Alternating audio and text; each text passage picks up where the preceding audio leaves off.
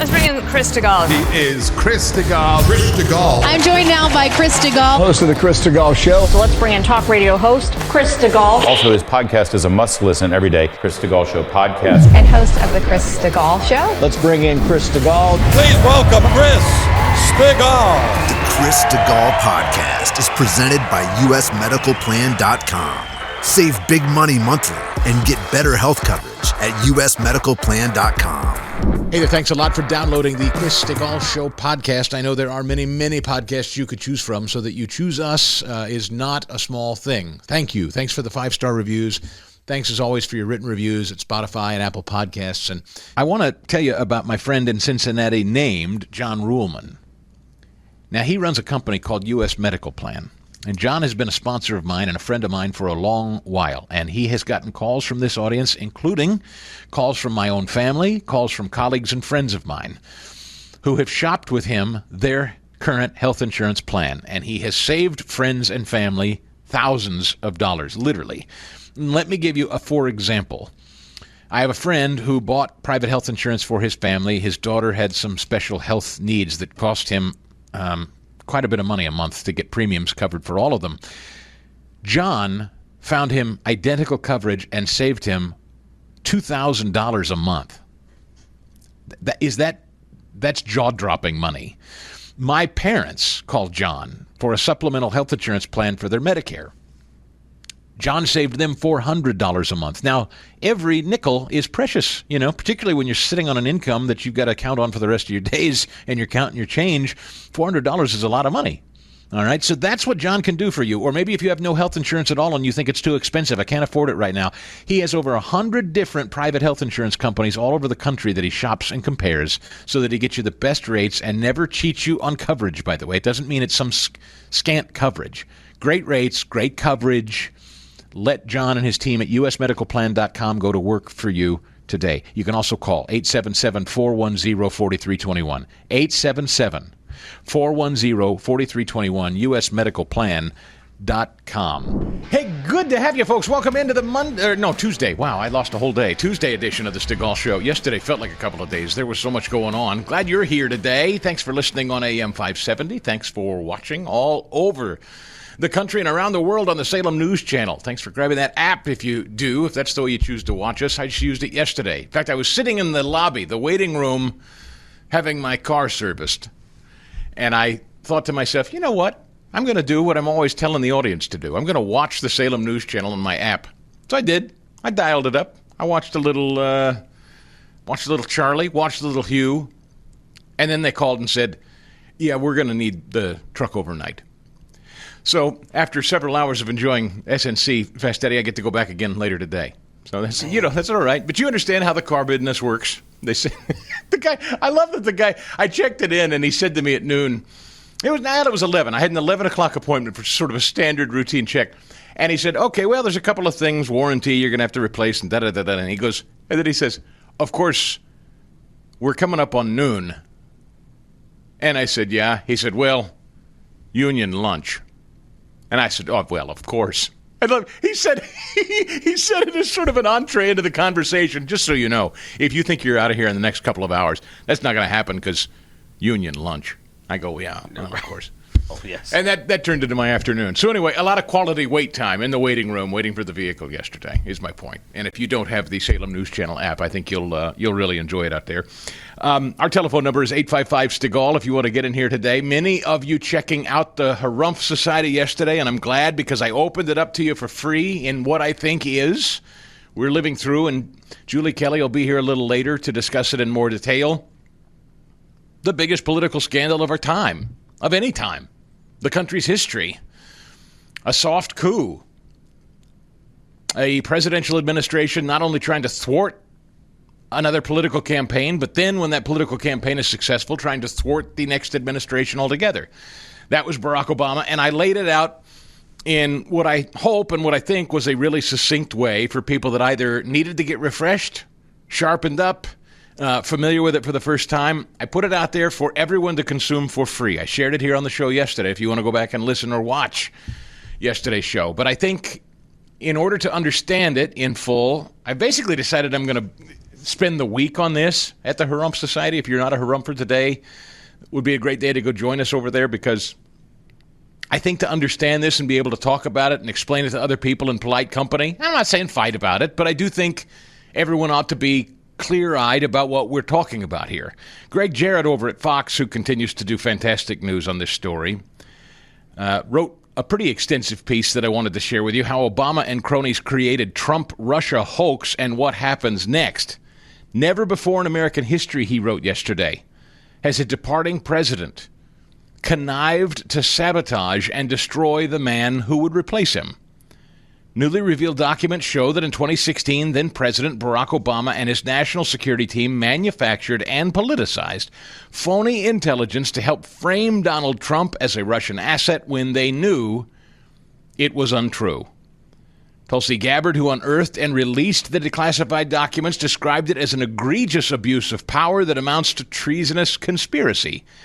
Treason is a very strong term. I was sharing this yesterday on a call with some unimpressed people who said, I don't know that we learned anything new here. I'm not really sure. And I said, guys, Tulsi Gabbard is the former vice chair of the Democrat Party while Barack Obama was president. And she's using those words. This isn't some bloviating talk show host's words. These are Tulsi Gabbard's words. Treasonous conspiracy. Treason, a strong term, writes Jarrett, of course. It has an exceedingly high legal standard. So, too, is seditious conspiracy. The use of violence or force is often a central element for both. Well, was violence or force used? Seditious conspiracy. It kind of depends on which point of this conspiracy you want to talk about. You see, to me, the totality of this conspiracy ranges from before he was elected in 2016 all the way up to and including the election of 2024. And this seems to be the gray for some people that I was talking to yesterday, for instance. And there are some that want to stick very, very specifically to pre-2016 election. That's all they want to talk about. They only want to talk about what people were studying about Trump and his campaign leading up to 2016. They don't want to talk about the Mueller investigation after it was well established. Now we know Russia collusion was not a thing and it wasn't real and that entire investigation was fake. They don't want to talk about the lie about Hunter Biden's laptop. They don't want to talk about the collusion surrounding the 2020 and 2024 elections. They don't want to talk about that. They just want to talk about pre-2016 election. And this, I'm told by some on our side, is, well, that's just basically, it's honest guys just doing honest work, and, it turned out not to be so. I don't really know that there was any malice or ill intent in it. It is basically the way that was explained by a fellow conservative to me yesterday who said, pipe down. There's not a there.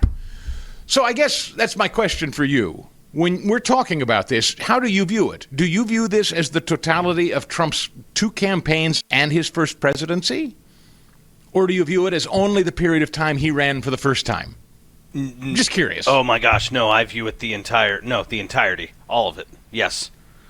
Starting from... Do you think there are people that are really quantifying this as only the period of time of like 2015 to Election Day, 2016? I it hadn't even dawned on me that there were people that were thinking that way until I had this conversation yesterday. And they said, well, I mean, these reports, I don't know that there's any conclusive evidence that said these reports. I mean, once they figured out that it wasn't so, it was kind of dismissed as honest fog of war CIA analysis, and that was that. And I kept saying, well, no, it's what came after.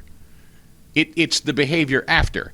And this person seemed to be suggesting that it was only the behavior leading up to the initial intelligence report, that there was no there.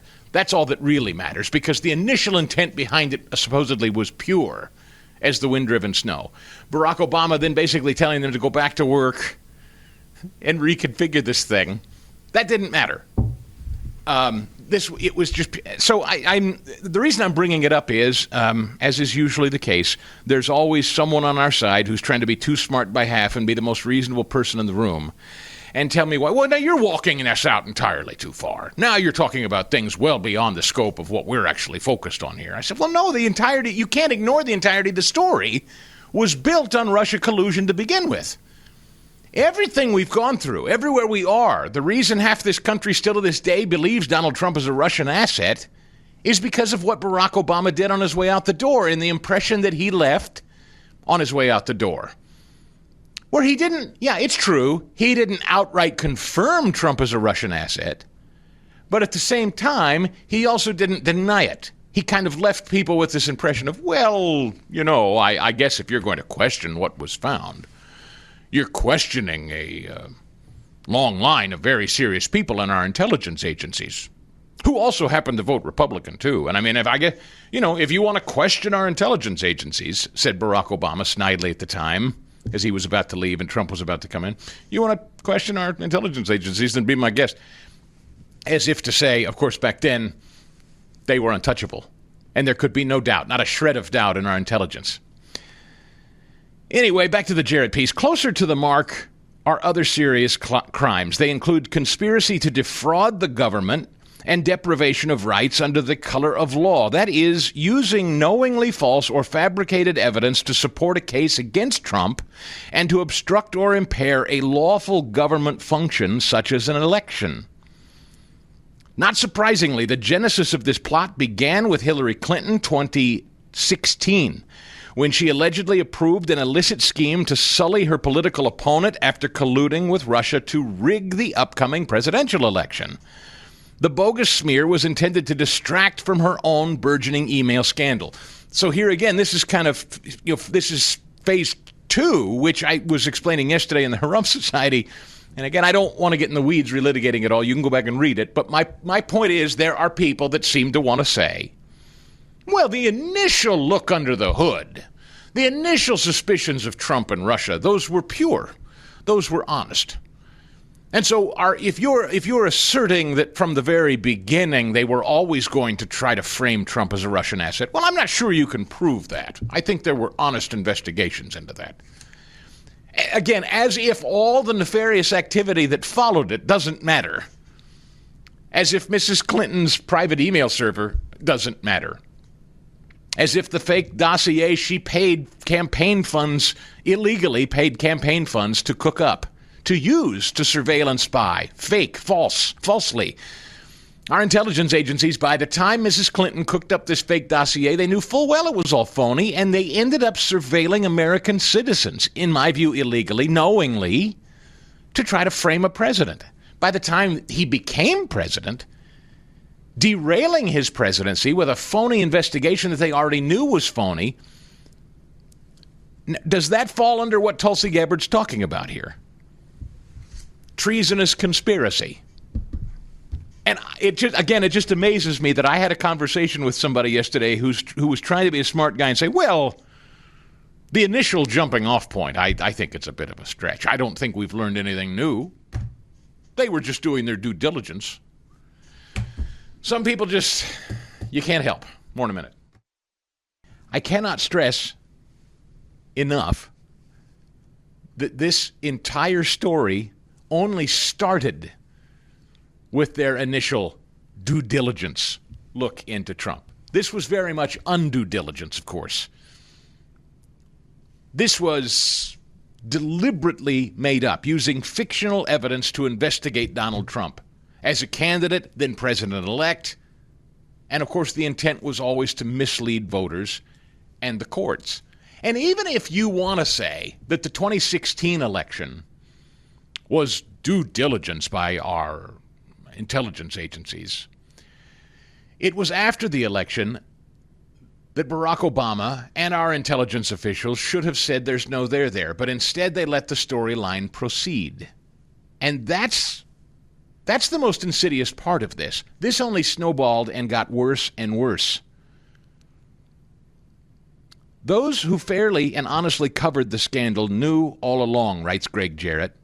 In my 2018 book titled The Russia Hoax, I wrote, there was not a whiff of credible evidence to legally justify any kind of probe by the FBI and James Comey. I described it as a clever feint for a covert criminal investigation to search for a crime, reversing and bastardizing the legal process. I laid out the facts which still hold true today, writes Jarrett. In my follow-up book, The Next Year Witch Hunt, I offered more incriminating details of exactly how actors conspired to evict Trump from office. Evidence against him was invented or embellished. Laws were perverted or ignored. Trump was framed for a collusion conspiracy that had never existed. They knew it was untrue. Meanwhile, there is still more damning evidence that must be declassified, writes Jarrett, some of it sealed for nearly a decade and buried in the bowels of the FBI and other intelligence agencies. But even without it, he writes, there is little doubt that top officials at the FBI, CIA, Department of Justice, and the White House abused their authority for political purposes. Armed with immense power and often lurking in the shadows, they were capable of uncommon corruption. Their allegiance was not to the Constitution and not to the rule of law, but to themselves. Personal animus and a voracious appetite for control motivated their zeal. Remember Beto O'Rourke yesterday, the clip we played. It's about control. We got to get back into power. Who cares about selling the American people our prescription for bettering the country? Who cares whether our prescription for the country has worked in the past? Who cares? We've got to get our power back. However we get it back, by any means necessary, we got to get it back. Trump was their obstacle, writes Jarrett. He jeopardized their hold on power, so they schemed to destroy him by any means and at any cost. The only cure for lies, he writes, is the truth, and the only remedy for lawlessness is justice. The pursuit of what is right depends on both principles. And I got to say, the idea that there are any people on our side, the Wall Street Journal types, well, I don't know, I think we should be reasonable here. Let's not throw around the word treason and everybody wants to be reasonable. This is very unreasonable. More in a minute. We still have many people in our midst, I'm sorry to say, and a couple of them were regular guests on my show before we became a nationally syndicated show here at the beginning of the year, Fast Steady. We still have people on our side that want to discount this as just honest lawmen who, investigated something and didn't ultimately lead to where they thought it would lead, and let bygones be bygones, and elections, have a way of correcting these things, and that's that. There are still, and many of them are still reading the Wall Street Journal, by the way, and still believe that this is a great newspaper. We still have that, and I was just on a call yesterday where I was just dumbfounded as I'm listening to people who I know are Trump voters tell me why. Well, I think this is much ado about nothing. I don't think we learned much new in the Tulsi Gabbard release. I'm not sure this doesn't really rise to the level of what Tulsi. I had to excuse myself from the conversation. I was getting so angry because the smart people were telling me why this wasn't that big a deal. These are people who believe guys like James Comey finds 8647 spelled out in shells on the beach. I guess. These are people that actually believe James Comey. Think he's beyond reproach. Speaking of, he's very upset his daughter lost her job in the Southern District of Manhattan. 3012, if you please. The Justice Department's ability to protect the American people depends upon a gift that every employee gets when they join the department. It's a gift they may not know they're getting until the first time they stand up and identify themselves as a justice employee and say something, whether that's in a courtroom or at a conference or at a cookout, and they find that total strangers believe what they say next. They're believed because when they speak, they aren't seen as Republicans or Democrats. Instead, they're seen as something separate and apart in American life. A group of people just trying to do the right thing. For years, I've described that gift as a reservoir of trust and credibility. Fear is the tool of a tyrant, wielded to suppress independent thought. Instead of fear, let this moment fuel the fire that already burns at the heart of this place. A fire of righteous indignation at abuses of power, of commitment to seek justice for victims, of dedication to truth above all else. It has been an honor to fight for those principles by your side. And she signed it, Maureen. I don't have much to add to that, except to say the reservoir is in grave danger right now. Trump and the hacks who lead the Department of Justice are hammering at the dam day after day, trying to turn it into just another gold leaf-covered Trump subsidiary. Our best hope is that good people will stay and do what Maureen asked. Okay. Have the courage to do. Yeah, it's impossible to listen to that dishonest. Oh, he's one of the worst kinds of insidious, dishonest people because he puts on a suit and tie and he looks you right in the eye with that kind of calm, dulcet tone delivery, as if he's always above the fray and always beyond reproach, and he's always casting his disappointed judgment on everyone else. This destructive, duplicitous, lying goon, and make no mistake about it, he can be as buttoned up and soft-spoken and, as handy with a thesaurus as he wants to be. This guy and his fellow actors in Intel have done more damage to this country, along with Barack Obama, than maybe anything this country's lived through since the Civil War. And that's the truth.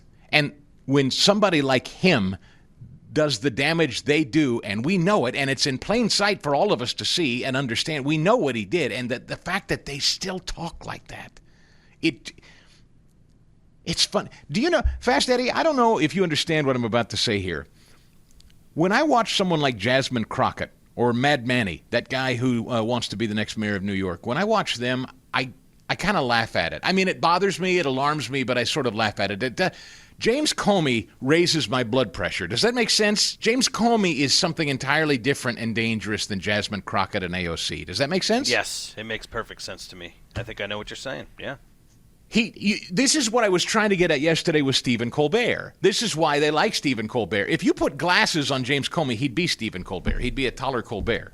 They have that look, that kind of trusted, stately anchor newsman look. Brian Williams, same thing. They all have that same. Remember that beady-eyed John Kirby, that little weasel. They all Ed, right? It's yes. The pocket square. Everything is just right. The perfectly coiffed hair. They look like sitcom TV dads, and they have that delivery. Everything's okay. I'm perfectly normal. Everything's right and just and mom and apple pie. And here's another one today from the New York Post. The FBI barely glanced at potentially crucial evidence in its investigation into Hillary Clinton's use of a private email server while Secretary of State. Confidential source gave thumb drives to the FBI that contained State Department data acquired via hacks. Do you hear me? People hacked into Mrs. Clinton's private server, which she was not allowed to keep while she was Secretary of State. Even Barack Obama told her she wasn't allowed to do it, and she did it anyway. And she communicated and she kept information on these private servers that were hacked. And she communicated on BlackBerries off the grid at the time, off the server. And so she was communicating with staff. She was transmitting information that was not under the purview and not under the guard and not under the keeping of the federal government and the taxpayer. She was doing business outside the parameters of the law. The feds declined, writes the New York Post, to comprehensively analyze those drives due to concerns about individual data caught up in the hack, despite an internal draft memo concluding it was necessary to assess the national security risks pertaining to Clinton's private server use. Chuck Grassley released this yesterday, senator from Iowa. He says, this document shows an extreme lack of effort and due diligence in the FBI's investigation of former Secretary Clinton's email usage and mishandling of highly declassified information. The report penned by then DOJ Inspector General Michael Horowitz. You know, Byron York, also at The Examiner, he hosts his own podcast. Mary Frances, a listener to this show, just sent me a note a minute ago and called my attention to something Byron theorizes about the raid of Donald Trump's home. Do you remember why? What the supposed rationale and justification for raiding Donald Trump's home was, Fast Eddie? Apparently he was in possession of documents that were classified that he wasn't supposed to have. Physical documents. Yeah. And you know what Byron is suggesting? And I think there's probably merit to it. Do you know what those documents probably were and what they pretend? Remember who raided Mar-a-Lago? The FBI raided Mar-a-Lago. Now, by that time, James Comey had already been sacked. That's true. He was no longer there. But Barack Obama's henchmen were still there. Merrick Garland was still there. By the way, some of the cologne and cufflink smart set in the Republican ranks who praised the choice of Merrick Garland for Attorney General. If you go back and look at how they praised him as a pick by Obama for the Supreme Court, what a bullet dodged there. Merrick Garland, that odious little toad, the bowling alley waitress, I call him, that garbled voice. Merrick Garland. You listen to Merrick Garland, where'd he go? What's he up to? Him and Fauci. Merrick Garland and Anthony Fauci are like at a beaches somewhere in Turks and Caicos. You just know it. Sounding like they're underwater scuba diving on land. Merrick Garland's voice sounds like the first recording of sound. Go back and listen to the first recording of sound and then listen to Merrick Garland. You'll know what I mean. So I call him the bowling alley waitress, smelling like a pack of menthols or something, that guy. Anyway, they raided Donald Trump's home because, I'm pretty confident Byron's right in this assessment, Trump took with him, as he was headed out the door, documents that back up what Tulsi Gabbard is now releasing. She released hundreds of pages on Friday, and more to come. Chuck Grassley's releasing more here, and I think Trump took with him a bunch of stuff. He was like, I'm no dummy. 2 minutes. If I leave this White House and I don't keep some of this stuff, it's going to be torched, which is why I think, I hate to even bring this up, I think for those of you that were disappointed in the Epstein stuff, I think Trump full well knows and saw, and that's exactly what's happened with the Epstein files. I mean, don't forget this is an over 20-year-old story. This predated Trump. And again, remember who these duplicitous people are, what they were willing to do, what they were trying to frame Trump with having done. There was no better time in American history than when these scumbags were trying to control the narrative, and they controlled social media, and they controlled most of media, and they controlled all the levers of government, and they tried to frame Trump as a Russian asset. Do you know what would have been even better than saying he hired hookers to pee on a bed in Russia, a totally manufactured story? To say that he was having underage sex on an island with his buddy Jeffrey Epstein. Fast Eddie, if ever there was a time to frame Donald Trump for something, it was then, and they were already in possession of all this Epstein stuff by that time. Right? Oh, yeah, absolutely, yes. And they didn't, and yet they didn't. And so I'm sorry, I don't mean to open this can of worms up again, but I would just encourage you, if you're one of these people that thinks Trump is hiding something with the Epstein files, I think Trump full well knew much of that, if there was anything incriminating or damning, was long gone. And I think as he was headed out the door after his attempt at a second term was railroaded by all of this collusion, yeah, he packed up some stuff and said, I'm not leaving it behind. I know what these weasels are going to do. And one of these days I'm going to get back to the White House, and when I do, we're going to adjudicate this. And I think they raided his home because they knew he took with him evidence of their smoking gun duplicitousness. Sit tight. As for Obama's role in all of this, Mike Johnson was asked, the Speaker of the House, if he thought it likely that Barack Obama himself... Now, again, I'm not holding my breath. I'm not going to be unrealistic about this. I don't think Barack Obama is going to be summoned before the House, and even if they do, he ain't coming. But anyway, 30-24 here, boys. He was asked... You're going to drag Obama up here to talk about this scandal that Tulsi has submitted. What Tulsi Gabbard has done, the DNI chief, declassifying hundreds of documents that seem to suggest that manufactured intelligence was at play here with the Obama administration regarding this Russian collusion hoax. I've heard Stephen Miller call it a seditious conspiracy. I've heard Tulsi Gabbard call it a treasonous conspiracy. You're a constitutional guy. What do you see in this exactly? How do you term it? Well, I don't know how to summarize it by way of description in a snappy phrase, but I will tell you it is deeply problematic. And before I became Speaker of the House, I served on the House Judiciary Committee, which had jurisdiction over a lot of this. And we knew what was happening. We knew intuitively, and we were gathering the evidence as we were investigating all of this ourselves. We knew the Russia collusion thing was a hoax. They used it as a basis to attack the president mercilessly. I served on his impeachment defense teams twice. that would be unheard of in history, that a president would be impeached twice on such spurless claims. But in those processes, as we were preparing for those defenses, as we were investigating with our oversight responsibility and judiciary, we recognized that the people who are being called out now were involved in a scheme. We knew that it was a shameless, false set of accusations, and yet they perpetuated the lie on the American people, and they looked right into the camera and just lied, clearly.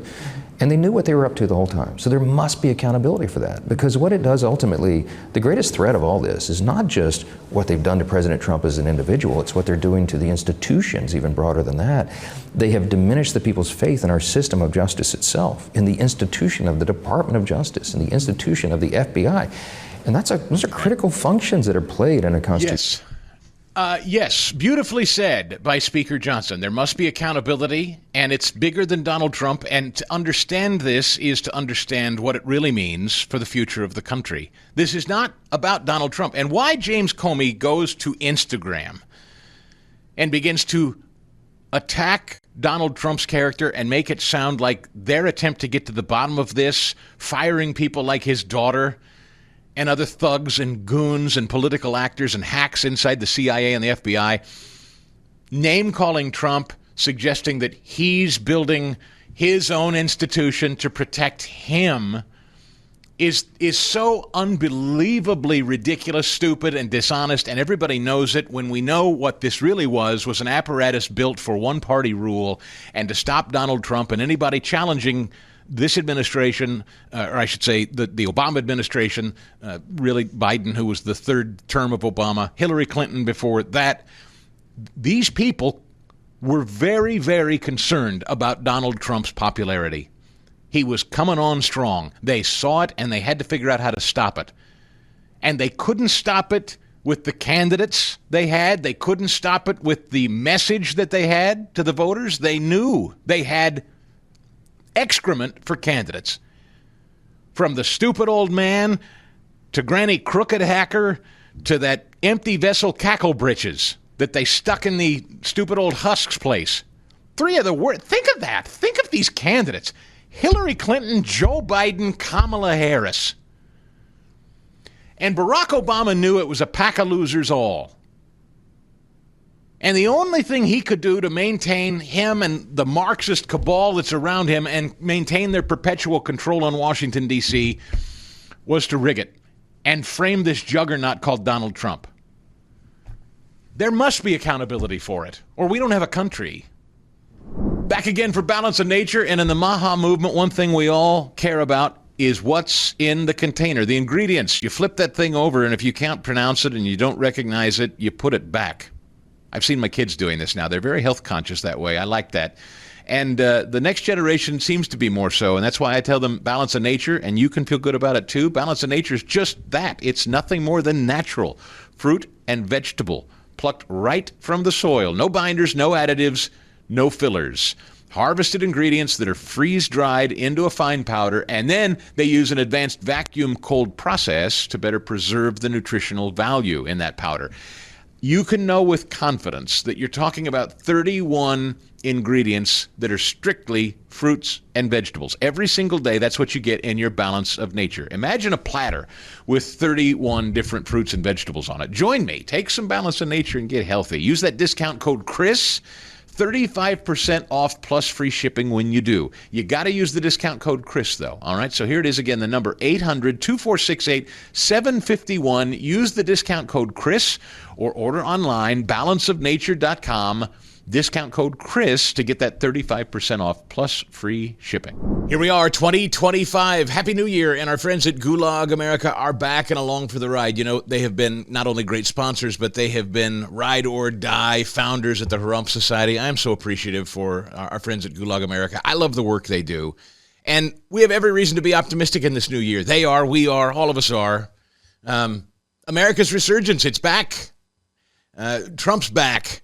And Gulag America wants to continue to be your premier source for topical and satirical apparel and other gear designed to help give you voice for your love of liberty and your desire to see America great again. I know we all share that in common. Gulag America does too, but that doesn't mean that the deep state's not going to be busy at work. They're not going to go gently into the good night, as they say. So Gulag America is ready. They want you battle ready. They want you geared up, and they've got hilarious stuff for you to buy, and they're going to give it to you at a deep discount to kick off the new year. You ready for this? You take 15% off all orders at gulagamerica.com when you use my promo code Chris15. So if you go shopping today and you see a shirt you like, and you will because they're hilarious, go to gulagamerica.com, type the promo code Chris15. That's Chris15. Type it in the checkout, and then you'll save big. Enjoy the new year. Enjoy new savings with that same quality, that same hilarious attitude that you've come to expect from our buddies at Gulag America, where they say, it's not our wish, it is our warning. Hey, thrilled to have you along today. A foggy-looking start in Chicago, Illinois on the Salem News Channel. Thanks for listening on AM 560 there. And wherever you happen to be listening, all over the country on our great Stigall affiliates, welcome in today. If you haven't caught the Salem News Channel yet, it's easy. If you got a Samsung Plus, Roku, if you got just the app, get the app on your phone, and you can take it along for free and click Watch Live. It's an easy thing to watch. I will tell you that we have brand new teams headed down to Kerrville, Texas, still flood ravaged, and the cleanup and the recovery effort is still ongoing. And your generosity continues to be limitless. I am so grateful and so blessed to be talking to easily one of the most generous audiences that there's ever been. It's got to be. Food for the Poor. This new team has arrived in Kerrville, Texas to meet with local partners there on the ground, and they're organizing their ongoing flood relief efforts. There are real moments of hope because of what you have been doing and what you've been giving. Here's a mother who, this is unthinkable stuff, and it's a real check on your day, no matter how rough your day may be, when you hear what these people are going through and the anguish that they have lived through and are living through at present. It's crushing. But this mother who lost her 8-year-old daughter during the floods, but she's choosing to remember the gift of that daughter of hers, the time that she had with her. Take a listen. She went out on a happy note. She probably looked at that flooding in the night, as an adventure. And the counselor said that Blakely was encouraging her cabin mates to not be afraid. She was always a leader, encouraging others. In my heart, I know it happened fast, and I'm just so grateful the life that she lived was so happy. I don't know. That's a kind of faith. You have to check yourself and you ask. But particularly if you're a believer, and I am. I hear that and I check myself and I say, boy, do I have that kind of faith? Well, look, we're continuing our efforts through your donations exclusively to help Food for the Poor reach as many people through this flooded region as we can. Again, a $50 gift, which so many of you have given, rushes an emergency relief kit to hurting families displaced by the Texas floods. $100 gets a kit packed with supplies for 2 families. So whatever you can donate, it's going to make a powerful impact on the men and women down there in Central Texas. Now, there's a help banner at the top of my website. If you go to ChrisStigall.com, and in fact, I'm going to do that right now because I can also see when you guys give, I can see your names and where you're giving from often. So there's a banner there, and when you click on it and give donations, you can help rush these emergency kits, which contain hygiene items and diapers and emergency medical supplies and essentials that are needed to all these flood-ravaged victims. So Food for the Poor is putting this entire thing together. This is a trusted partner down there in San Antonio. We work with them for years and years and years. You can feel great about giving when you do, just so you know that. I want you to know that your money is going there and it's being used well. You can do it a couple of different ways if you want to give the day you've been meaning to and you haven't yet. Call 855-330-4673, 855-330-4673, or text Stigall to 51555 and give that way. Text Stigall to 51555. Those of you who have given online, let me just run down a list quickly. Those of you who have given in the last days, and thank you so much. In Waxahachie, Cecilia. I love saying that name. I want to move there just to say the name. Cecilia gave 50. Bryson in San Francisco gave 100. In Chatsworth, Mary gave 25. In Lansdale, PA, Edward gave 50. Juanita gave $100. Philip gave $100 in Atlanta. Casey in Columbus donated. Thank you, Casey. In Philadelphia, William gave $50. In Kennedyville, Victoria gave $50. Ann gave $1,000 in Springfield. Which Springfield, we don't know. In Waynesburg, it's Robert. He gave $50. Pauline in West New York gave $50. Elise in Danvers gave $50. In Haddonfield, New Jersey, Ed gave $100. Jennifer gave $500 in Philadelphia. Thank you, Jennifer. In Washington, George gave $100. West Orange, Carol gave. In Norristown, Mary Ann gave $200. And on the list goes, I hope, Michael in Livonia gave over $1,000. Wow. Again, all of this has led to an unbelievable outpouring of generosity in 1 week's time. You want to help these people? Again, easy. Go to chrisstigall.com and click on that banner, or call 855-330-4673. Thank you for continuing to be a blessing to people who really need the help and the encouragement right now. It's just awesome of you. Okay, you know, the story of Barack Obama and Joe Biden and Hillary Clinton and James Comey and Clapper and Brennan and Merrick Garland and this whole cabal trying to frame Donald Trump and keep, most of all, and this is the key critical component to all of it, is to keep in perpetual power forever. That's the thing about this story that we can't ever lose sight of. Yes, we can get mired in the details of it. Yes, we can get mired in the names and the when and the how and the this and the dossier and the names and the... I hate getting mired in names and timelines, because I think names and timelines, that's for the courts. That's for attorneys. For you and me, it's to understand the why. The broad reality and realization of the why. Why did all of these Democrats try to frame Donald Trump? Because they wanted to stay in perpetual power. And they wanted to lord that perpetual power over you. It's twofold: maintaining the levers of power and then lording it over you, duping you, lying to you by framing any challenge to their power. And then once they have artificially held on to that power through lies and obfuscation and trickery and underhandedness, once they have managed to achieve their hold on that power, then they want to lord it over you and weaponize it against you. We were just talking during the break. How many remember the story of the weaponized IRS?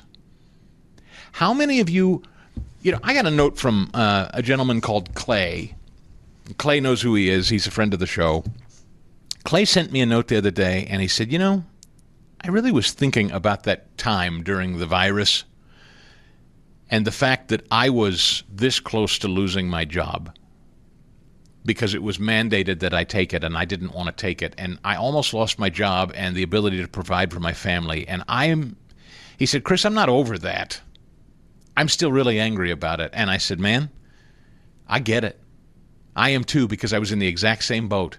I was this close to either losing my job or taking a shot that I didn't want to take because Joe Biden was going to use the full power of the government, as he oversaw it or whoever was running it, to force me to do it or else. Tea Party associates and conservatives were targeted by Barack Obama's IRS. Catholics, pro-lifers were targeted by DOJ. Homes raided in the pre-dawn hours. Families scared to death. Barack Obama, Joe Biden, Hillary Clinton, Merrick Garland, James Comey, these are really bad people who didn't want the American people to know how bad they were. They wanted the control. They wanted to lord it over you. They wanted to make sure that parents who opposed their DEI, radical, gender-bending crazy in public school districts all over the country, they wanted to make sure that any of us that rose up and spoke up against it at school board meetings were called criminals and investigated as such. These are really bad people. And so when they take to social media, I read here again, Ellen Ellen, the talk show host who was disgraced and run out of L.A. because her little talk show where she played Miss Nice, she was in fact a monster. And one of the great secrets in Los Angeles and entertainment was that Miss Nice, Ellen DeGeneres, was actually a shrew, a harpy, a mean, nasty human being that everybody loathed and didn't want to be around. She made for hostile work environment and the like. She packed up with her lady friend, wife, whatever, and moved to Europe. And she's given an interview that she did it because of Trump. Same with Rosie O'Donnell. They fled because of Trump. James Comey records that, Trump's just trying to fire anybody that's not part of his team. Donald Trump is doing nothing but trying to downsize and unplug the federal government from your life and mine. Donald Trump is trying to empower you. He's trying to empower small business. He is trying to deregulate. He is trying to put disposable income back in your pocket. He's trying to empower the American worker and the American workforce. These thugs, these goons that saw his appeal and saw his agenda and knew it was coming for them and didn't know how to stop it, the only thing they could do was weaponize government against him and try to frame him, and in the process, lie to you to try to maintain control of government so they could weaponize it against you and get 70-some million of us brought to heel through sheer force and coordination through media outlets and social media to silence us. That's the why. That's why this is important. The particulars, those will be sorted out in court, but never forget the central why it happened. And we can't let it happen again. To my point about powerful people abusing power, if you want to say that Donald Trump is abusing power, I want you to point to where and to whom he's directing that abuse. Like, who's on the receiving end of the abuse? Fast Eddie, you talk to a lot of liberals, more than I can. They say Trump's a tyrant, and he's an abuser, I guess, or whatever. Or he's lording his power over someone. Who exactly? Do you know who they're complaining about? I mean, I'm sincerely asking. You pay attention and listen to them. So he's a tyrant. Who's the victim of his tyrannical behavior? Right now, most prominent is the illegal immigrants. So these raids that are happening around, because it's obviously happening a lot in Philly and the surrounding suburbs. So right now, illegal immigrants are the people he's a tyrant to. So non-Americans. Mm-hmm. Are there any Americans? Are they saying that there are any Americans that are being targeted by the Trump administration? Yes, LGBTQIA plus whatever that acronym is now. Those people in my life are absolutely say that Trump is coming after them. And again, I know you're trying to speak leftist here. They claim they're being come after. How so? That they're getting rid of like these books in schools. They're getting rid of trans, what do you want to say, rights, visibility. They're getting rid of those things in official places. So the businesses they shop, the schools they attend, etc. So in other words, if the culture isn't forced to adopt them, that's Trump coming after them? If we're not forced in our institutions to adopt and embrace them, Trump telling us we don't have to be forced to adopt and embrace them is them feeling like they're under attack? Yep, because is that about right? Yep, because they've worked so hard to get these rights, as they put it. That's how they put it. They look at it as rights for this stretch of time, and Trump is just literally snatching it away with a stroke of a pen. It is their right to have LGBTQ literature read to school children. That is some sort of right that Trump is taking away, they believe? Yes, that's correct. Yeah. That's a strange thing, because I don't know where that's written in the Bill of Rights. Of course, that's silly, and I know this audience understands it. My point, why am I asking this? What's my line of questioning about here? People need to understand what is really happening, who's really under attack, who really abuses the levers of power and comes at the American citizenry using it. No one is being attacked by Donald Trump, but I can point to you time and again where Barack Obama, Mrs. Clinton, our intelligence agencies, this DOJ led by Merrick Garland, the James Comeys of the world, Joe Biden, that whole cabal surrounding him, those people used government and very specifically used it against you. And I listed off some of the examples earlier, but you can too. The list is endless. When Democrats get in power, or even when they're not in power, they try to use institutions to weaponize them against you if you don't agree with them. They don't want to pass laws. They don't want to win elections and go to Congress and legislate because they can't, because their ideas suck and no one wants them. So they want to weaponize institutions to force you to do what they want and to do their bidding. Take a look at what's going on in Canada right now. In Canada, they are seeking a 7-year prison sentence for the Freedom Convoy. You remember that during the whole virus, the shot mandate stuff, and the truckers who were fighting against it? The prosecutors in Canada are recommending submission from prosecutors directly addresses the potential concern that harsh sentences could chill political expression. Of course it can. The sentencing materials now filed with the court describe the charges stemming from the role the Freedom Convoy played in what the judge called, quote, the worst case of mischief. The Canadian government argues that a significant sentence is appropriate given the scale of the protests' disruption. They maintain that while Canadians have the right to protest, that right is not absolute. In this case, the court found that the Freedom Convoy was unlawful behavior. They want a huge, huge punishment because truckers protested. They didn't want to take the stupid shot. They just wanted to work. Prison sentences.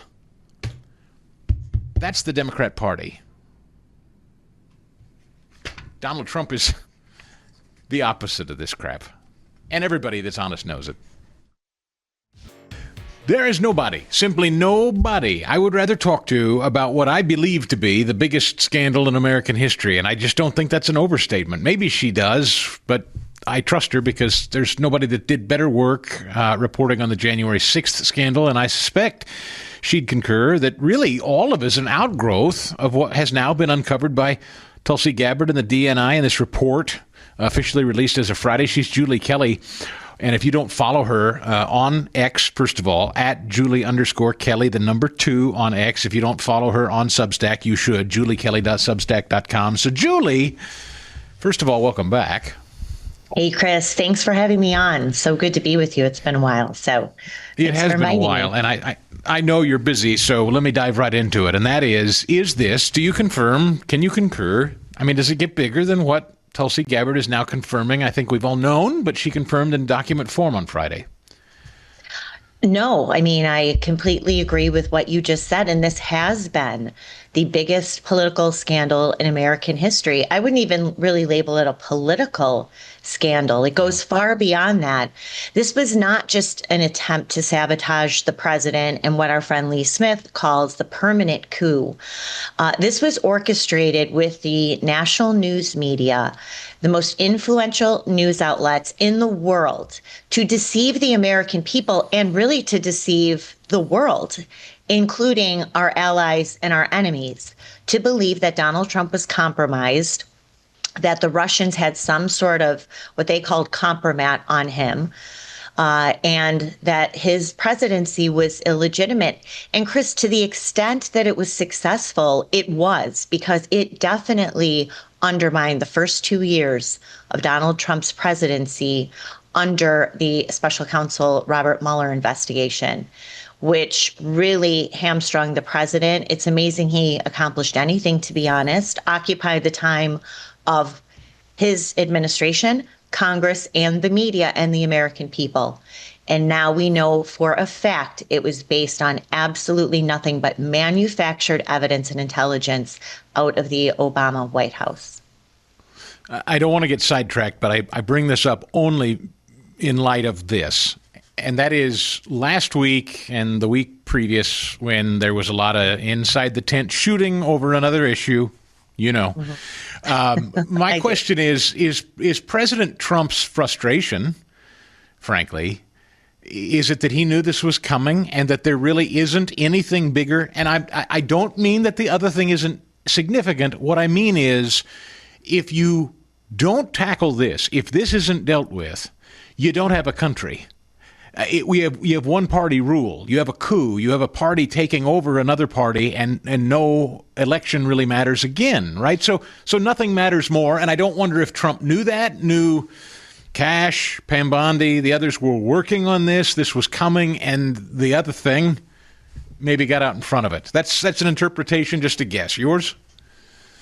I don't know. That's a really good question, Chris. I'm not sure how much he and his inner circle were aware that this was coming, while the other issue was all of us were fixated on the other issue. But I will say, Chris, I do think that there is a tie between the other issue and this, and that is lack of transparency, behind the scenes machinations to protect very powerful people. I think our side believes that this was an attempt to protect the Clintons and other powerful Democrats. The left sees it as a way to protect what they believe is the president and his ties to you know who. So I think that they're connected in a way, but all of it pales in comparison to, yes, what Tulsi Gabbard released on Friday. Her comments that she made over the weekend, I think, accurately describing this as a treasonous conspiracy. We already have a criminal referral from CIA Director John Ratcliffe for James Comey and John Brennan related to that bogus January 2017 ICA that was the product of what Tulsi Gabbard released on Friday. Now, for people looking for those documents, I do have them on my Substack at Declassified with Julie Kelly. People are looking and they want to actually see the records, 100 or so records that she declassified and released. I have them on my Substack for people who are interested. Oh, that's good to know. Yeah, please go check out Julie Kelly's Substack, Declassified with Julie Kelly, juliekelly.substack.com.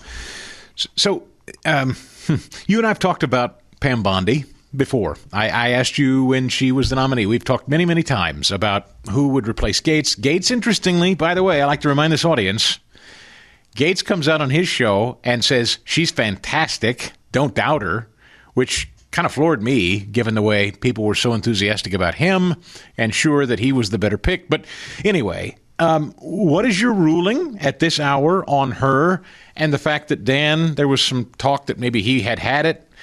As I understand it, he's fine or things have been tempered. I mean, do you still have faith in this trinity of Dan and Cash and Pam Bondi? I do. And I will say that I think her mishandling of the Epstein matter really has obfuscated some of the good things that are happening at the Department of Justice and the FBI. I mean, almost on a daily basis, we are getting reports really whining on the left, like the New York Times and Washington Post, about all of these firings and dismissals at the Department of Justice and the FBI. So we just saw last week that Maureen Comey, the daughter of Jim Comey, had been fired. This is on top of dozens of prosecutors and DOJ employees who have been removed, who were seen as political operatives rather than Department of Justice employees, prosecutors, investigators, et cetera.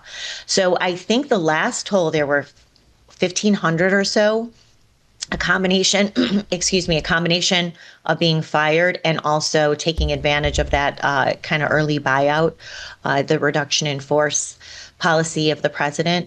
So there's some really positive things happening, and certainly at the FBI as well. You've seen field office chiefs who have been removed, who either were involved in January 6th prosecution, the Mar-a-Lago raid, the investigations into the president. I think that about 24 or so of Jack Smith's, the special counsel team, also have been dismissed from the Department of Justice. So this is sort of happening on a rolling basis.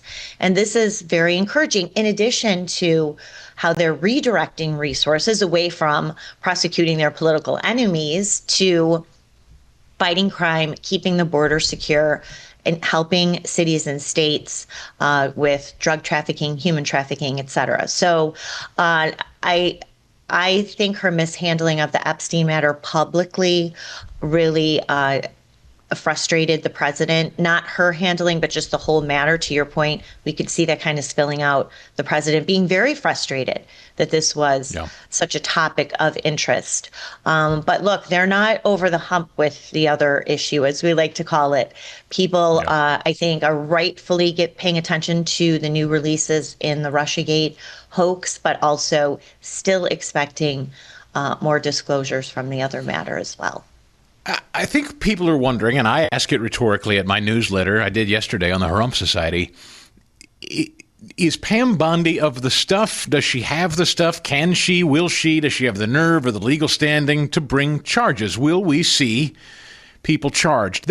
You know this better than anybody. This is what people in our audiences are desperate. They want justice. They want to see powerful people who have been abusing their power brought to justice. And all eyes are on Pam Bondi. Will she be the one to bring the charges? So do you think she's made of the stuff to do so? I think that she is. And I think that there's no way around this at this point. With everything that we've known over the past 9 years, what are we, 9 years away from the opening of Crossfire Hurricane? Seems impossible for all of us who are covering it, to still be unearthing evidence about how the President Obama and his key team concocted the whole thing and then deceived the American people with it. So I think that she actually will. I think she's also got a very good team around her. Todd Blanche, her the Deputy Attorney General, and others around her. I think she's got a pretty good team there. But the president ultimately is the boss, and the president wants to see indictments. And I'm sure that Kash Patel and Dan Bongino, now, of course, they don't make the prosecuting decisions, but they have collected and continue to collect evidence. Remember that Kash Patel, it's very important also, we need to give credit to former House Intelligence Committee Chairman Devin Nunes, who was the one originally, amidst blowback from even his own party leaders. He, along with Kash Patel, who was his chief investigator, really blew the lid off of the Russiagate scandal, the bogus Steele dossier, the funding from the DNC and the Hillary Clinton campaign, the fact that Christopher Steele was not just this former British intelligence official, but he was also a Russian lobbyist lobbying for Oleg Deripaska. He was an FBI informant. I mean, this guy is as dirty as you could possibly get. And so it was Devin Nunes and his team, including Kash Patel, who blew the lid off of this, and Kash Patel also being a victim of the surveillance state himself. So if there's anyone in the DOJ, FBI is part of the DOJ, who wants some accountability and, dare I say, retribution for what was done, I would put Kash Patel at the top of the list. So I'm sure he'll be pushing internally for charges as well. I'm so glad you said that, and I'll close by making that point with you. I don't think there are people assembled quite like this group that have been directly persecuted by this very system, this very corrupt system. I can't imagine there are people more close to it and more interested in justice than the very people in charge. Maybe say Pam Bondi, but I mean, Kash and certainly President Trump himself. He's accomplishing a great deal. I've said before how Donald Trump is not driven to distraction with trying to figure out why he was nearly murdered and his home raided. I don't know how he achieves anything but focusing on this, quite frankly, but he is. And aren't we grateful? Listen, we're grateful for you, Julie. I know you're so busy and that you could make time for us. Thank you. Always. People can go to your Substack and read, right? Anytime, anywhere, all day long. Yes, for sure, Chris. Thank you so much. You've been such a good friend and supporter, and always happy to join you. And I'm sure I will be talking to you again soon. What's Trump up against besides the organized government and opposition Democrat Party who controlled it prior to him and then after him, and even at present trying to weed out the actors, the Democrat loyalist actors inside this government who are trying to thwart and sabotage his administration at present? He's also up against the judiciary, as you understand, and we've talked about and covered well here. The Washington Times has written a piece, headlines, Trump losing 75% of federal cases challenging his executive actions. Trump is losing 75%. And where are these cases being heard? Won't surprise you. Leading the opposition are judges appointed by Obama and Biden, who have ruled against Trump's positions more than 125 times. 80% of the cases brought against Donald Trump in the last 6 months, 80% of the rulings against him came from Obama and Biden judges. Just 15 cases from Reagan and Bush appointees. Ken Cuccinelli, who's the former Republican Virginia Attorney General, said, Trump's just very, very unconventional. And establishmentarians and judges, overwhelmingly represented by establishmentarians in both parties, they're offended by this. The federal district court in D.C. is at the top of the list with nearly 40% of the cases being heard there. Massachusetts is second with 10% of the cases being held there, and Maryland is third. D.C., Massachusetts, and Maryland. What do you think the makeup of those judges are? I already told you 80% of them are Biden and Obama appointees anyway. D.C.'s position is obvious, given it is the seat of the federal government. Massachusetts and Maryland seem odd before looking at the makeup of the judges. Of the 10 active regular judges in Maryland, only one was appointed by a Republican. Of the 12 regular judges in Massachusetts, only one was appointed by a Republican. It's such fertile ground that other states rush to the federal courts in Massachusetts to bring lawsuits. New York is leading 3 cases in court in Massachusetts. Massachusetts itself only has 2. California and New Jersey are also leading 2 cases apiece in Massachusetts. This is what Trump's up against, of course. The lawfare that he battled in trying to get back to the White House, and now the judiciary weaponized against Donald Trump trying to lead. No one elected these district court judges in these liberal enclaves. They're Biden and Obama appointees. Again, back to Beto O'Rourke yesterday. So important to understand these people are taking their court cases and they're going to places like Massachusetts and Maryland and D.C. because they know it's chock-a-block full of Obama and Biden loyalists who can act independently and stop the Trump agenda because they can't win elections. So how do we regain power? How do we beat back and defeat 77 million people and their will? We're going to have to use the thugs in black robes.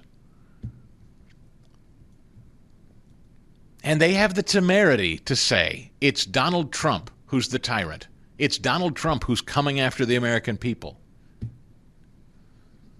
Okay, there may be a couple of people he's coming after, but it's mostly dishonest media. Did you see he's going to Scotland? And he told the Wall Street Journal they can't come. I love that. Trump, he's about to take a trip to one of his courses in Scotland, and he told the Wall Street Journal, you wrote that stupid hit piece on me last week about sketching a naked lady. You're off my plane. Even his old attorney says Trump doesn't sketch naked ladies. More in a minute. Oh, sorry, I've got another minute. Michael Cohen, remember him? Remember Michael Cohen? Eddie, no one hates Donald Trump more than Michael Cohen. The guy's a lunatic if you've ever listened to him rant. He went on this tear yesterday. I had it and I didn't get to it. Michael Cohen said, Donald Trump does not sketch. I've never seen him sketch any. Remember I asked Sean Spicer this last week. You've been around Trump a lot. Have you ever seen him sketch anything? No. Even Michael Cohen said he doesn't sketch anything. So even Michael Cohen, you know, one of the big allies of the left, he comes out with that over the weekend, and now they're trying to show us sketches. Like, no, see, he draws. That's right. He hates Trump. Anyway, Wall Street Journal, they're not allowed to come to Scotland because of that hit piece last week. That I love. I must confess. I enjoy that a lot. More in a minute. It's been my pleasure and honor to talk about Bob Spinato at Williamsburg Dental in Broomall, just off the Blue Route, as my dentist and friend of over 12 years now. But now he has two brand new associates, his daughter Alexa and Dr. Geddes. Tell him about him, Bob. Yeah, it's really a thrill for me to have both the dentists, my daughter and Dr. Jared Geddes. One of the things that I love about them both is when they don't have a patient in their chair, they're in my room watching what I do and trying to learn from me. And we hear enough about the new generation, and they think they know everything and they don't want to work. And I've got two dentists who are really, really want to learn and really, really willing to learn to work hard. And I enjoy learning from them. They brought some new skills and some new technologies to our office that will be great benefits to our patients. And so, if anything, I think that having them both there is going to expand and lengthen my career as opposed to shorten my career.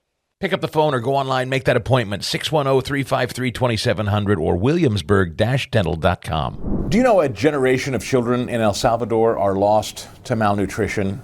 And the only way to a better future is through a school feeding program. I hope you'll join me in saving lives with food for the poor. Hi, I'm Chris Stigall, and when you click the Feed Their Future banner at my website, chrisstigall.com, your gift of $100 will provide a child in El Salvador with daily school nutrition for an entire year. Just $100 for an entire year. Call 855-330-4673. Make your most generous gift right now, because the nutrition these kids get in school, it's often their only meal of the entire day. Food for the Poor's school nutrition program effectively addresses malnutrition and increases school attendance too. Now, your donation is going to support local farmers who produce nutritional supplements as well, and you're needed, critically needed, to improve children's nutrition in places like El Salvador. Your gift will allow them to focus on learning rather than worrying about their next meal today. You have the power to feed a child for an entire classroom for an entire year. Click the blue banner at chrisstigall.com. 855-330-4673 is the telephone number. Give that gift of $100 to feed these children's future. chrisstigall.com. Click on that blue banner or 855-330-4673 today. Glad to have you along, folks. Welcome in to this third hour of the Stigall Show, listening on AM 1300 in Seattle, Washington. Beautiful town. From a distance, which is increasingly the case in most of our major American cities. If you're up in the air, if you're on the water, if you're looking at it from a distance.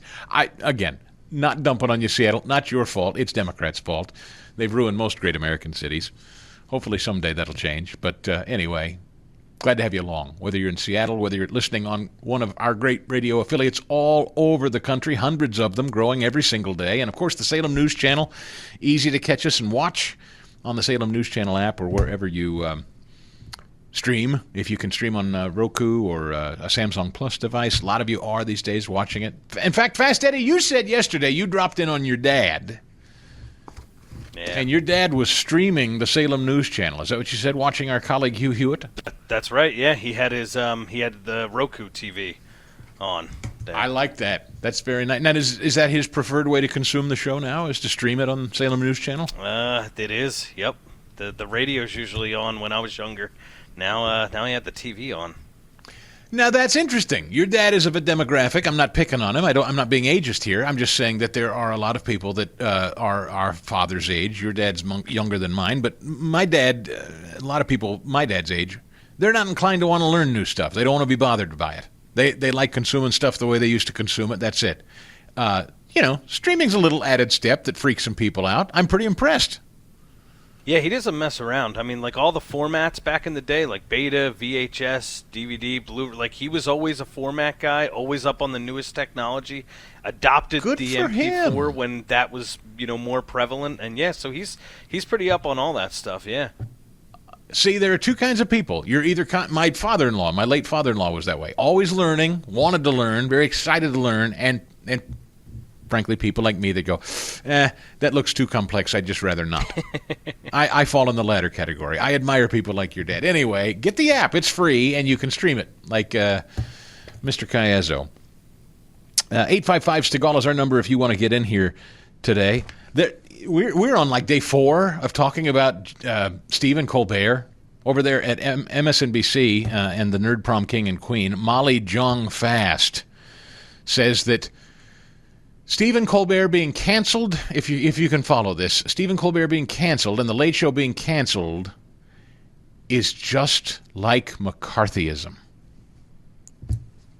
30. So you wrote about this, and you say Colbert's cancellation, simply not funny. Yes, simply not funny, but also really scary, right? And even if it's not quid pro quo, the idea of self-censorship, and I talk about my grandfather Howard Fast, who was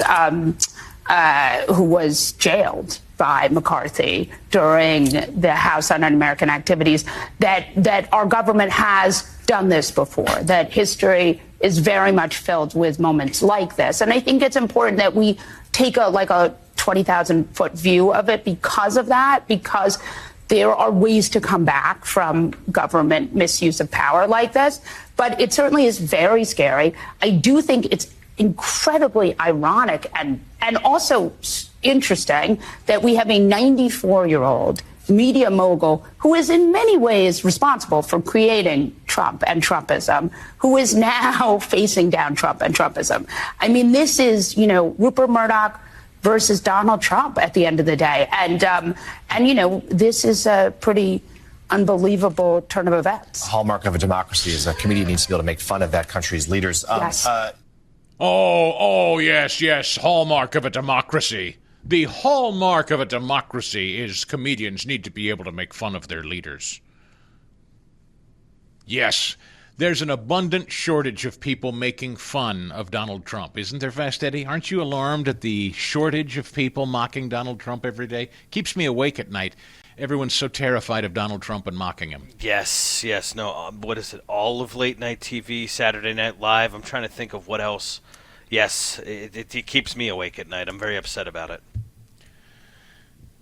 Jimmy Fallon is apparently going to did go join Stephen Colbert last night. Again, I wouldn't stay up to watch this if you paid me money. Literally wouldn't. Fallon and a handful of other top comedians are expected to make cameos at the Ed Sullivan Theater to speak out against the cancellation. This is CYA. Do you know why they're all... This is amazing to me. NBC and ABC and the guys they pay tens of millions of dollars are running over to a CBS show to protest CBS canceling their competition.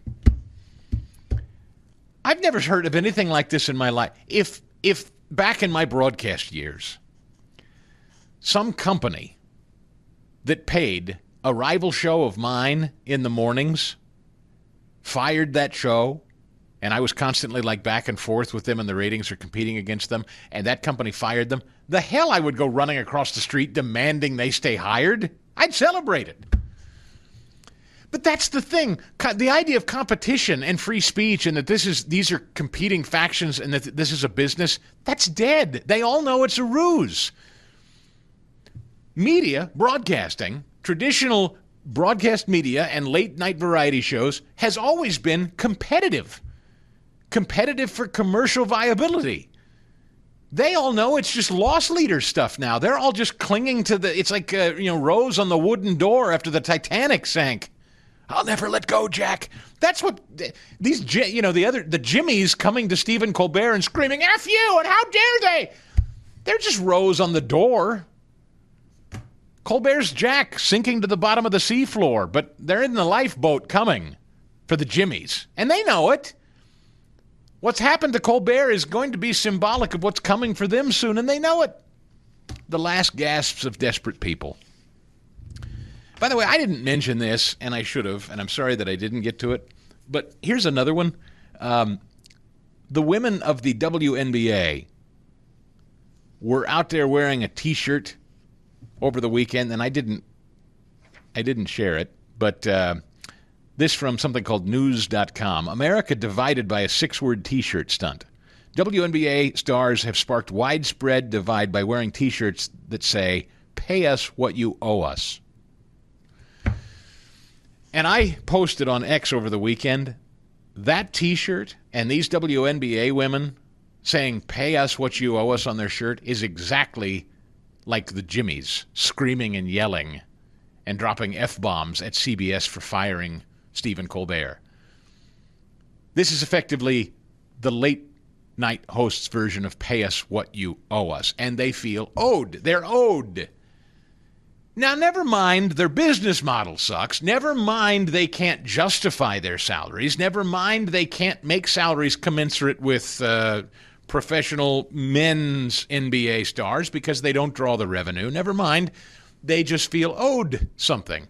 Steven Colbert feels owed something. People that are fans of the WNBA or Steven Colbert think they're owed money. And if these institutions that pay them are losing money, so be it. They're owed it because, I don't know, feelings? I'm owed it because of my feelings.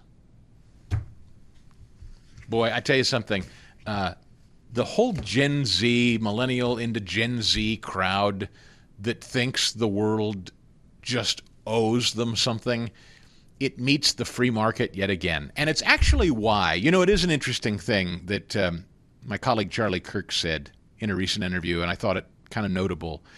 He made the point that this Mad Manny guy that wants to be mayor,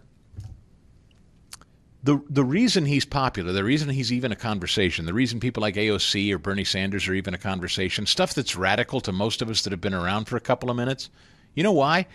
Because it's hard for young people to survive right now. Young people can't buy a home. I mean, the economy is really squeezing a lot of young people, and they feel kind of desperate, and they feel like they can't get ahead. It's particularly prevalent with young men, but women too, certainly with younger women. So they're clinging to more radical notions. They feel unheard or they feel like they can't get ahead or whatever, so they're clinging to socialism. They're clinging to just straight-up communism. Government-run grocery stores, government-run transportation, rent control. Young people feel like they can't get ahead, and so they start to cling to radicals to control the marketplace. Well, that same thinking is really what Steven Colbert and his fan base and what the WNBA and their fan base are screaming. Same thing. It's the same Mad Manny theory. It doesn't matter that you're not profitable. It doesn't matter that the taxpayers can't afford it. It doesn't matter that it's failing. We're owed something. Pay us what you owe us. It's pretty radical stuff. All right, the Hunter Biden interview. I know a lot of people have been talking about it. I really don't have much more to say about it other than the bleeps were fantastic. And there are many people that think this may be the most authentic Democrat there is right now. Not the Mad Mannies, not the AOCs, not the Hakeem Jeffries, the Nancy Pelosi's, the Chuck Schumers. I heard people say that they actually think Hunter Biden may well be the most authentic Democrat going today. We will play his audio coming up. Our telephone number is 855-STIGAL if you want to get here today. Don't forget the Harump Society. Yesterday was free to everybody. A complete summary of the biggest scandal this country's ever been stewing in. It's yours to not only read and digest, but share it with other people you think might benefit from it. We're going to do a series on it this week at the Harump Society. More in a minute. Speaking of Congress, they are wanting to go home, bless their hearts. And the leader of the Senate, John Thune, is trying to figure out, what do I do? Do I let everybody go home? Or should we stay and continue to do the work of the people? Because everybody really likes to go home, apparently, on Capitol Hill in August, Fast Eddie. Bless their hearts. Yeah, bless them. Senate Majority Leader John Thune stuck between the public painful demands from President Trump to cancel the August recess and the pleas of members to let them go home. For senators, the summer recess is next to holy. For the president, confirming his nominees is more important. Telling Axios yesterday, Thune, we're thinking about it. We want to get as many nominations through the pipeline as we can. People are accustomed to going back, says Thune. This is the time of year when they go back and interact with their constituents and talk about some of the things that we've gotten done.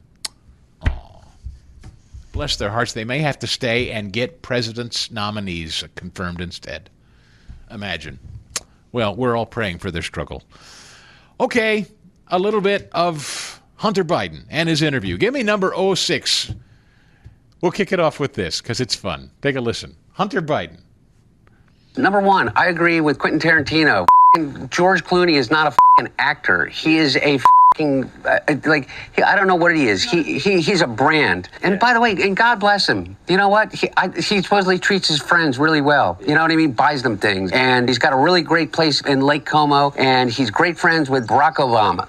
You. What do you have to do with anything? Why do I have to listen to you? What right do you have to step on a man who's given 52 years of his life to the service of this country and decide that you, George Clooney, are going to take out basically a full-page ad in the New York Times to me and James Carville, who hasn't run a race in 40 years, and David Axelrod, who had one success in his political life, and that was Barack Obama. And that was because of Barack Obama, not because of David Axelrod. And David Plouffe, and all of these guys, and the Pod Save America guys, who were junior speechwriters in, on Barack Obama's Senate staff, who have been dining out on the relationship with him for years, making millions of dollars. The Anita Dunns of the world.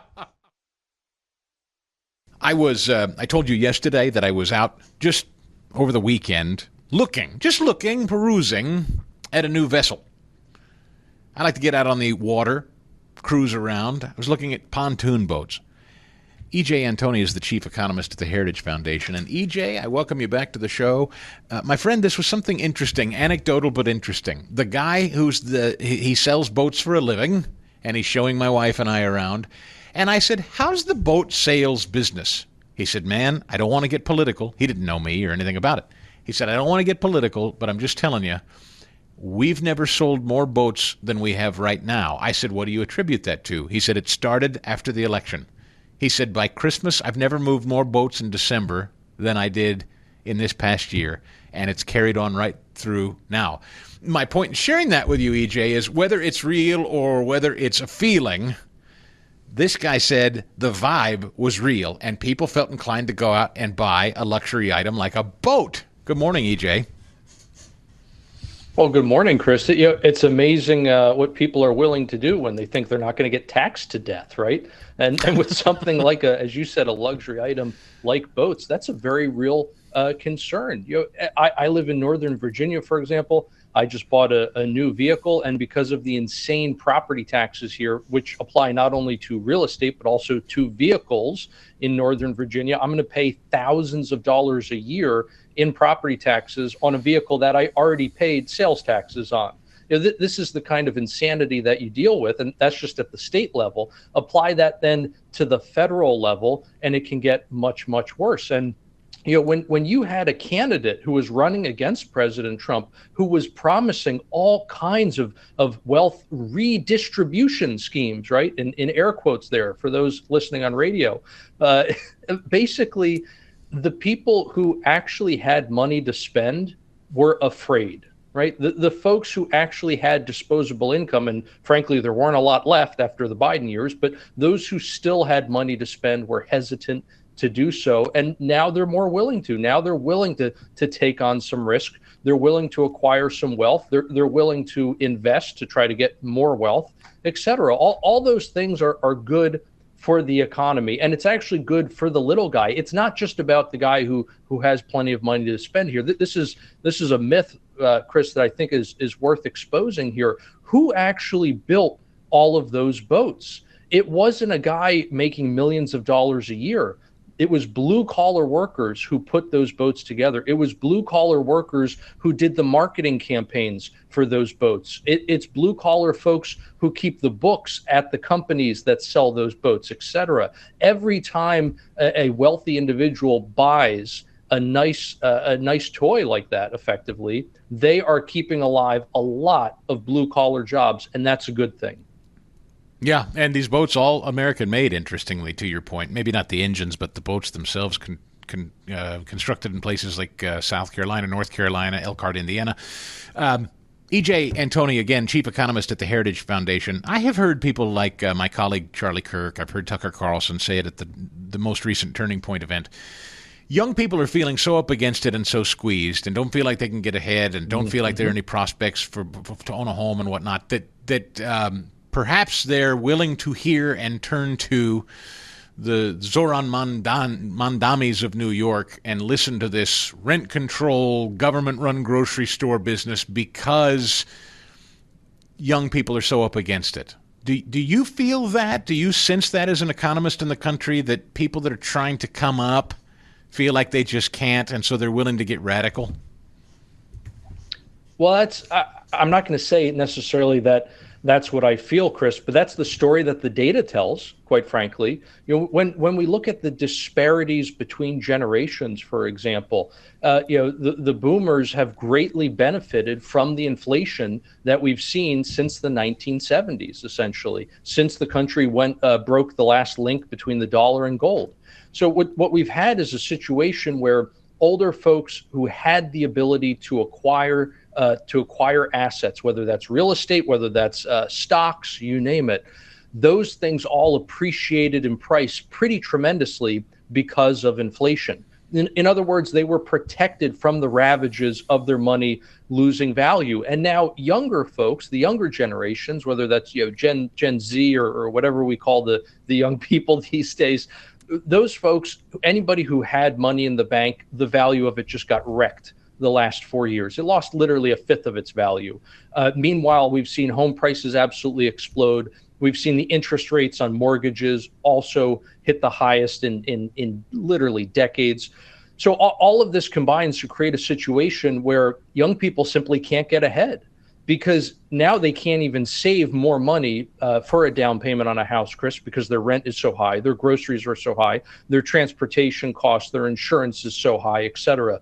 Young folks today are basically just on a treadmill. In fact, a lot of them are just stuck on not only a treadmill in terms of being unable to save, but a treadmill in terms of debt. In other words, they got into debt the last several years, and now the debt payments, in other words, the minimum payments on credit cards, their monthly car payment, et cetera, all of that stuff has them so in the hole that they simply can't get ahead. They can't save more for a larger down payment, which is what they need on a much more expensive house today. And that's before you even talk about the situation with interest rates, where even if they can get a sizable down payment, the monthly payment is still prohibitively expensive because of the financing costs.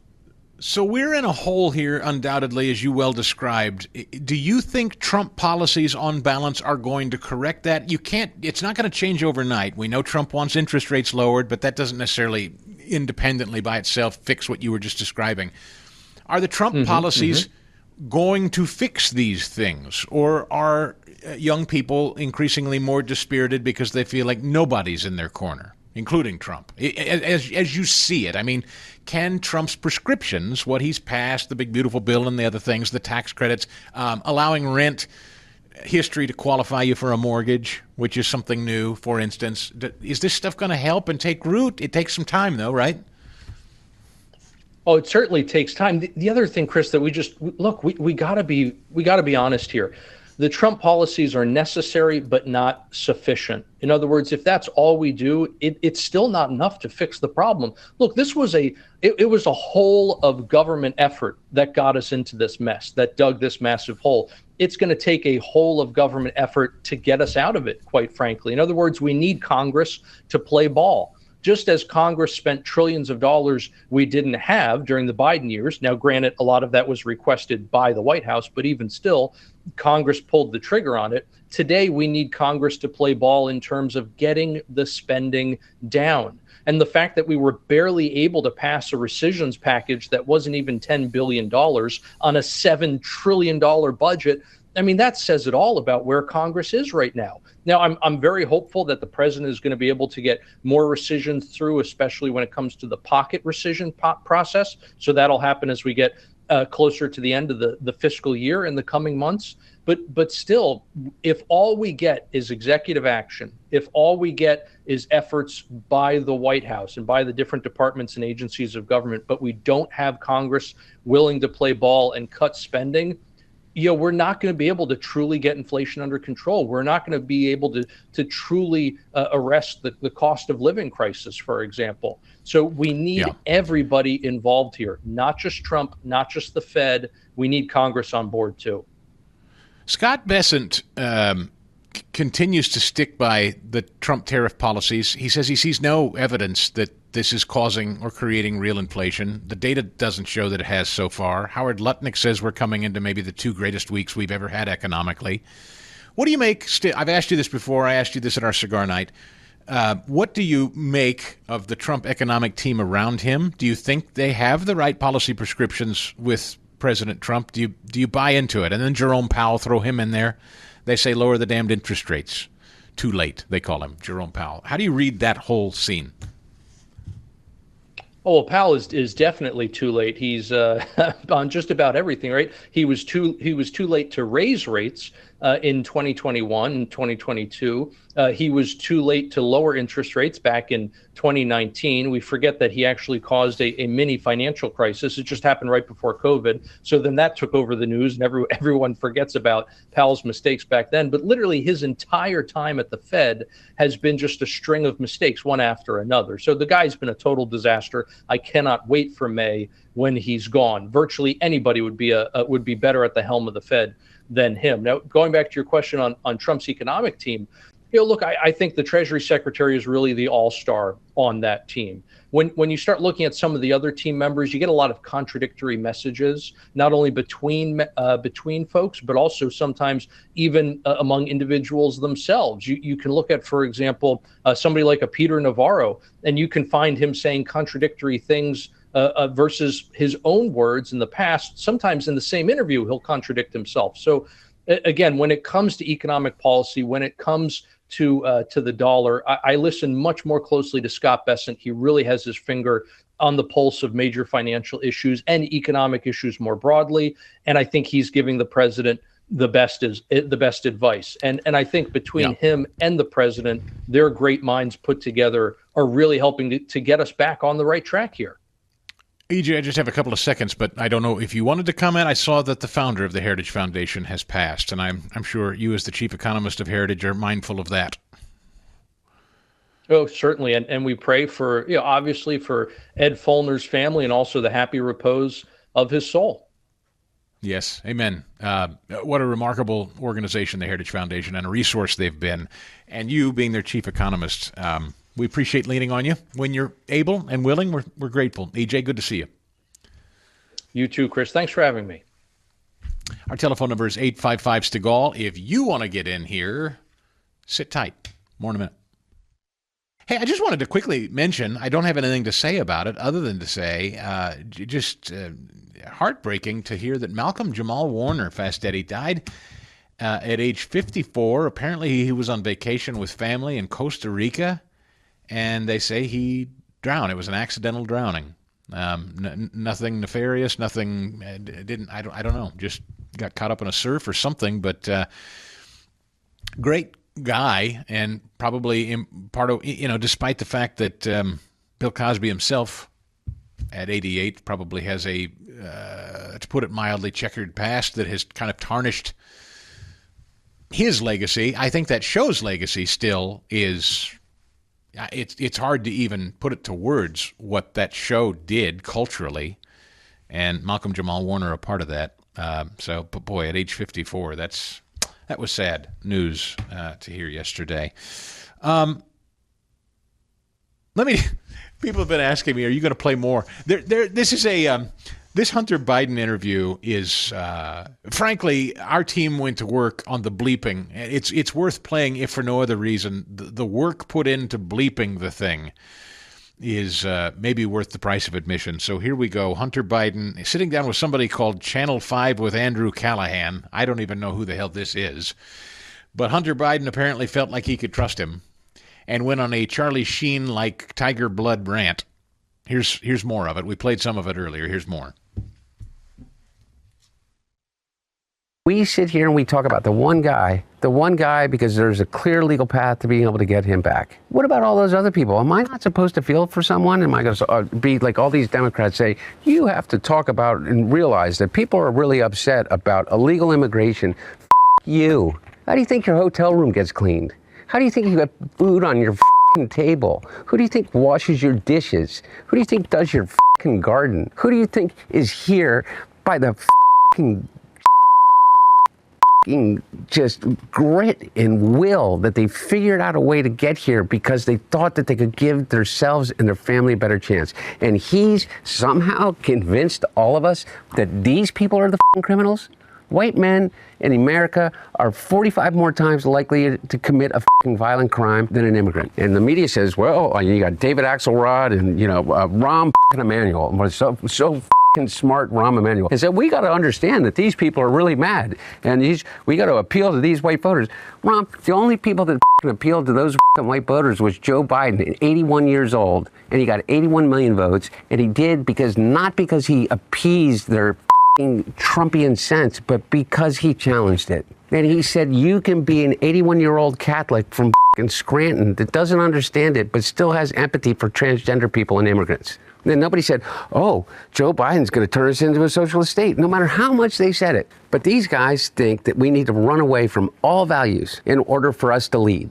I say, you. How are we getting those people back from El Salvador? Because I'll tell you what, if I became president in 2 years from now, or 4 years from now, or 3 years from now, I would pick up the phone and call the president of El Salvador and say, you either send them back or I'm going to invade. It's a crime what they're doing. My compliments to our technical director, Guy, and our team for the multiple bleeps.